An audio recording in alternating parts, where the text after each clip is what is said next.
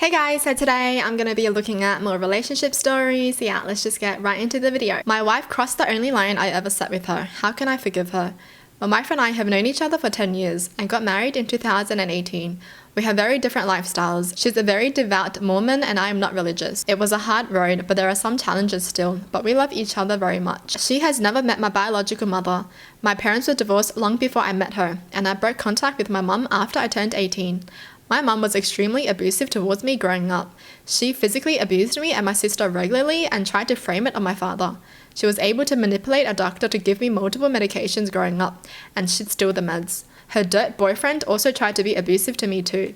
I cut my losses and cut all contact with my mother and her family. So did my sister. My parents, dad and stepmom didn't approve of my wife at first because of her religion, but they get along now. When my wife asked me when she'd meet my mum, I told her she never would. She's a violent and terrible woman and she has no place in my life, and I didn't want her involved in ours. I also told her not to contact anyone in my mum's family.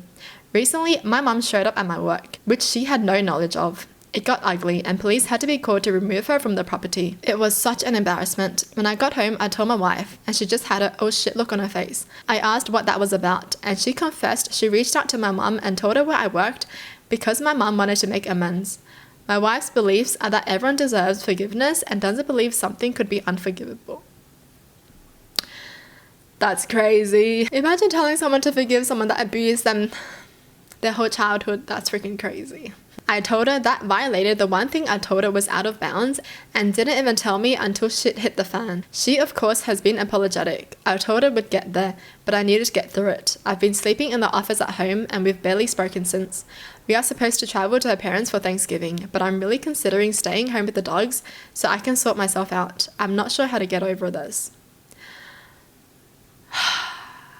That would break my trust as well if someone did this to me. Why would you want someone to meet someone that was abusive to them, their childhood? I hate people who are like, oh, but you should forgive them because they're family.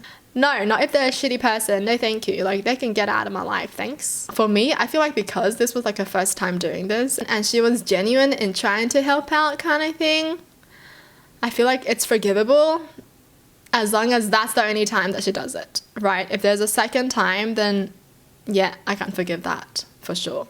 I'd just be like, nope, broke my trust twice, I'm out of here. Like, why would the wife want him to go through that all again? He literally cut his mum out of his life so he can have a better life, and then now she tries to bring his mum back. Like, that's the worst thing to tell someone that you don't like. You don't want them showing up at your workplace. That's stupid. I came home today and found my housemate having sex with my recently deceased best friend's fiance. What a freaking title.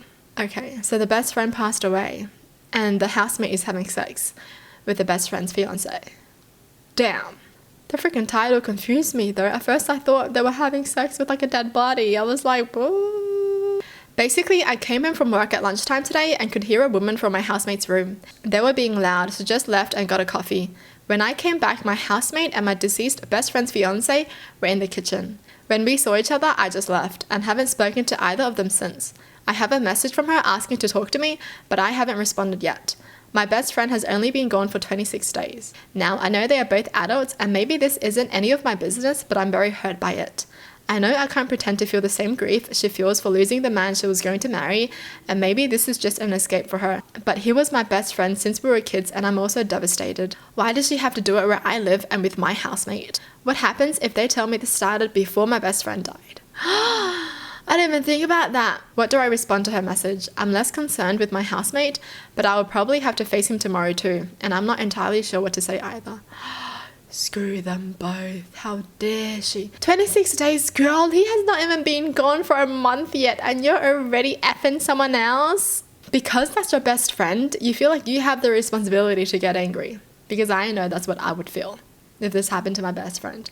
I definitely would feel betrayed as well for my best friend. Like, I'd get angry for them. Oh my gosh, this actually makes me so mad. Holy shit. Honestly, just never talk to them ever again and let them know what a terrible person they are. My boyfriend had been going on for weeks about how he was so excited about what he planned for me on my birthday this year. He kept going on and on about how it was going to be so amazing and he was so excited. I genuinely love surprises and he planned for it to be a surprise, so I was okay with him not telling me and preferred it that way. He was aware that I planned on going a trip during my birthday though, so he changed the date to take me to this place a couple of days before I left on my trip with friends. He told me he couldn't come on the trip. I initially wanted him to come, so we go to this place on Halloween. I'm in costume, by the way, and it's an action figure making place. The best way I can describe this place is a place where they take 3D photos of you or whoever you bring and turn it into a modeled action figure of the person. To get a toy made of yourself, basically. When we arrived, he asked for 2 to be made, one of himself and one conjoined of the both of us. The conjoined one was apparently my birthday gift, and the one of himself was for him. Here's the thing if you haven't caught on. I do not have any interest in action figures or toys. I don't like toys or action figures. But guess who does? Him. He literally collects toys and action figures. These toys were extremely expensive to make, by the way. I believe $300 to $600 for a 9-inch toy. I am not happy that this is my gift. It took everything in me to ask to not buy it. But something in me knew he would regardless. I don't feel like this gift was really for me, nor do I feel like it was an appropriate birthday gift. It wasn't even at least our anniversary and he got me an expensive toy of me and him conjoined for my birthday. I have very mixed feelings and I feel bad that it's something that I know I would never personally want for my birthday, but something he likes. Not to mention my main concern now has been the fact that he hasn't even proposed to me yet and he has so many excuses about the expenses of a ring, etc. But he had no issue dropping $600 on an action figure toy and bragged about how it was nothing to his pockets. I'm very aware he knows the type of stuff I actually like and care about by now. I just did not expect expensive action figure for my birthday and I feel like I look like an asshole if I said anything about it. Man, she's so sweet. The fact that she doesn't want to like make him feel bad about getting her that gift because he put some thought into it. But he's so selfish. How do you get a gift for your girlfriend that's something that you like only? I mean, yes, it's thoughtful, but it's not something that your girlfriend likes. It's also the fact that he wanted one for himself. Was that like an excuse so he could get one for himself? Because he also got her one kind of thing. So he's like using it to like shut her up. Like, hey, I got you this so I can get one for myself. If my partner got me something that he likes and I don't like, and he knows I don't like it, but he knows what I actually like and he doesn't get what I actually like, I'd be mad. It's like getting your partner a PS5 when your partner doesn't game, but you do. Okay, and it's the fact that he got one that's made of himself, right?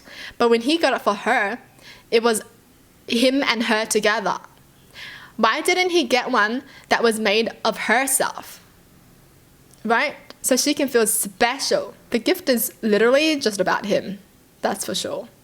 Well, that's it for the video. Hope you guys enjoyed. Tell me in the comments down below what your thoughts are. And as always, thanks for watching. Hope you guys liked it. And I'll see you guys next time. Bye.